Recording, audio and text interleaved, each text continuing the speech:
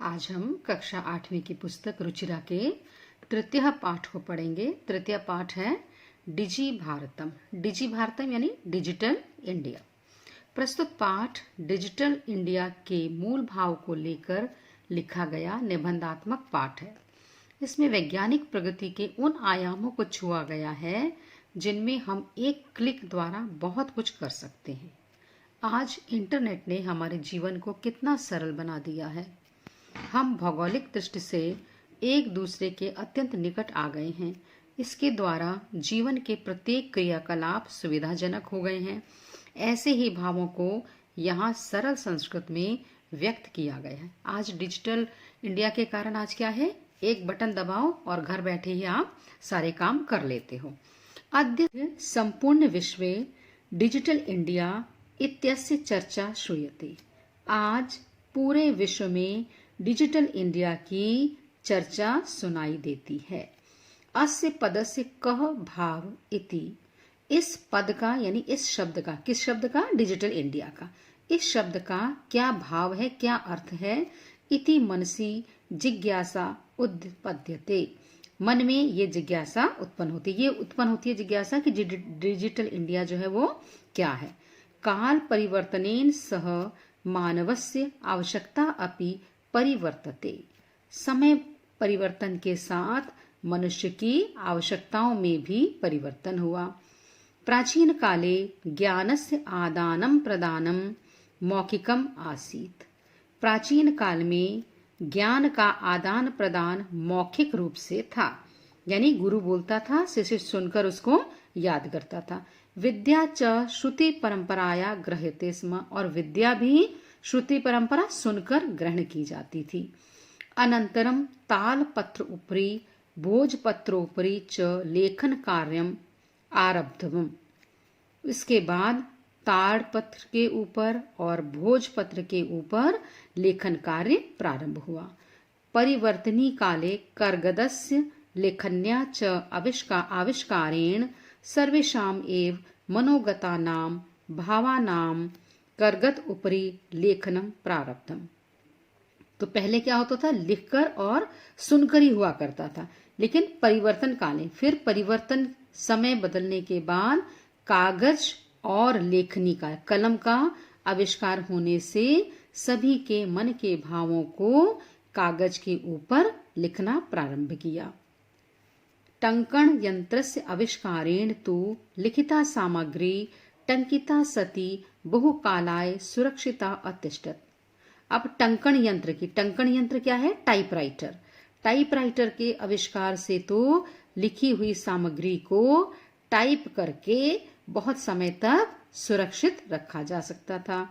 वैज्ञानिक प्रविधे प्रगति यात्रा पुनः अपि अग्रे गता, और वैज्ञानिकों की उन्नति की, जो उनकी जो प्रगति की यात्रा थी वो आगे बढ़ती गई। अद्य सर्वाणि कार्याणि संगणक नामकेन यंत्रेण साधितानि भवन्ति।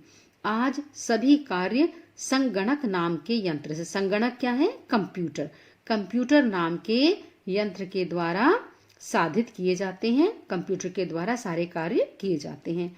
समाचार पत्राणि पुस्तकानि च कंप्यूटर माध्यमेन पठ्यन्ते लिख्यन्ते च। समाचार पत्र और पुस्तकें इत्यादि कंप्यूटर के द्वारा ही पढ़ी जाती हैं और लिखी जाती हैं।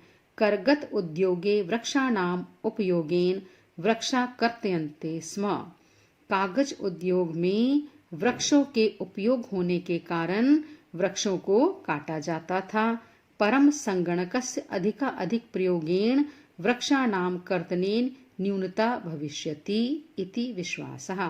परंतु कंप्यूटर के अधिक से अधिक प्रयोग करने पर वृक्षों का काटना है, जो वृक्षों के काटने पर कमी हो जाएगी, ऐसा विश्वास है।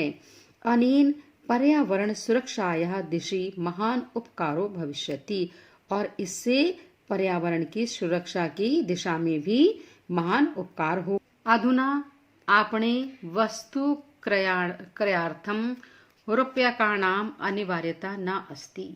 आजकल बाजार में वस्तुओं को खरीदने के लिए रुपयों की अनिवार्यता नहीं है, रुपए जरूरी नहीं है। बाजार में आप वस्तु खरीदने जा रहे हो तो जरूरी नहीं है कि आपके पास रुपए होने चाहिए।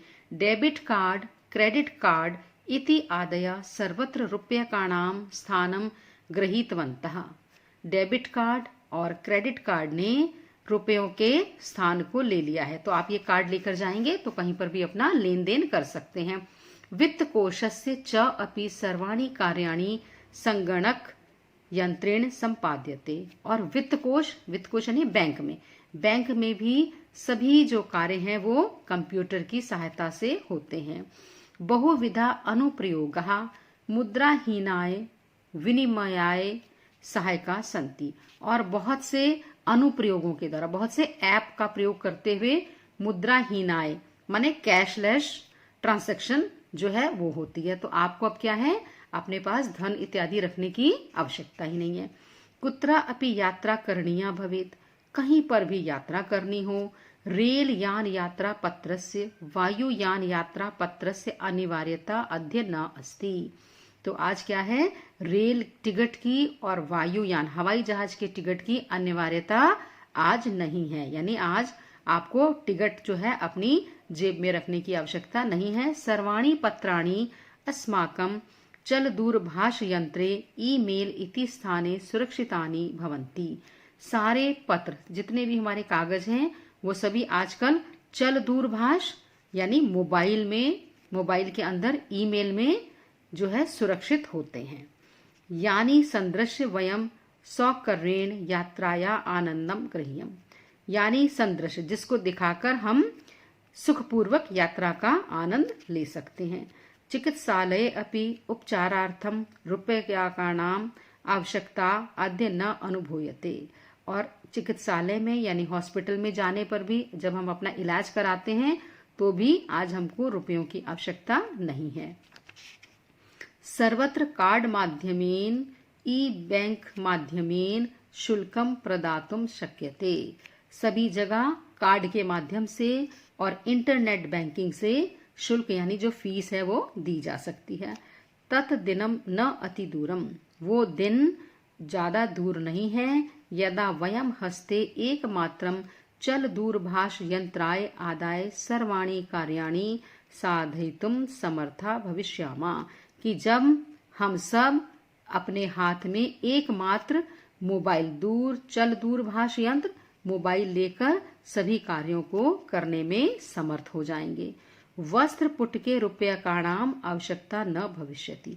वस्त्र पुटके यानी वस्त्र का पुटका यानी जेब। पहले हम कहीं जाते थे जेब में पैसा रखते थे, तो जेब में रुपयों को रखने की आवश्यकता नहीं होगी। पासबुक चेकबुक इति अन्यो आवश्यकता न भविष्यति।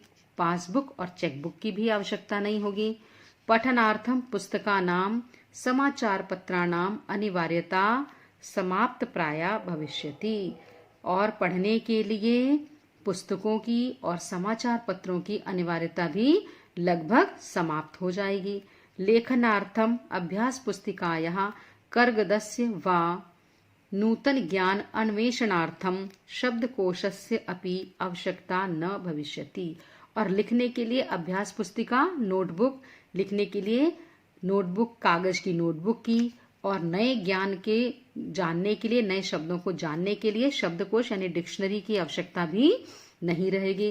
अपरिचित मार्गस्य ज्ञानार्थम मार्गदर्शकस्य मानचित्रस्य आवश्यकतायाः अनुभूति अपि न भविष्यति।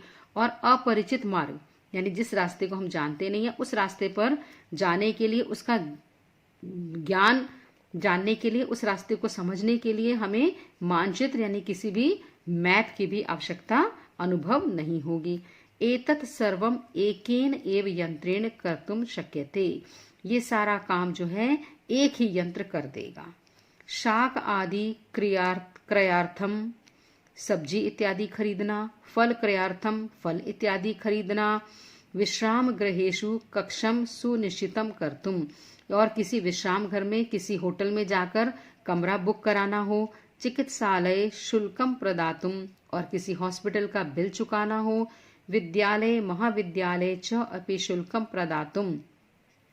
विद्यालय या किसी महाविद्यालय का, स्कूल का या कॉलेज का फीस देनी हो, किम बहुना, और अधिक क्या, दानम अपि, दान भी देना भी, दातुम चल दूरभाष यंत्रम एव अलम, वो भी दान देना भी जो है वो मोबाइल के द्वारा संभव हो जाएगा। तो क्या होने वाला है कि मोबाइल से ही हम क्या कर सकते हैं, सब्जियां खरीद सकते हैं, फल खरीद सकते हैं, होटल में कमरा बुक कर सकते हैं, हॉस्पिटल का बिल दे सकते हैं, स्कूल कॉलेज की फीस दे सकते हैं, और यहीं पर कहीं पर हमें दान की राशि देनी हो वो भी हम जो है मोबाइल के द्वारा कर सकते हैं। डिजी भारतम इति अस्याम दिशि वयम भारतीया द्रुतगत्या अग्रेसरामा। डिजी भारत, डिजिटल भारत, इस दिशा में हम सभी भारतीय बहुत तेजी से आगे बढ़ रहे हैं।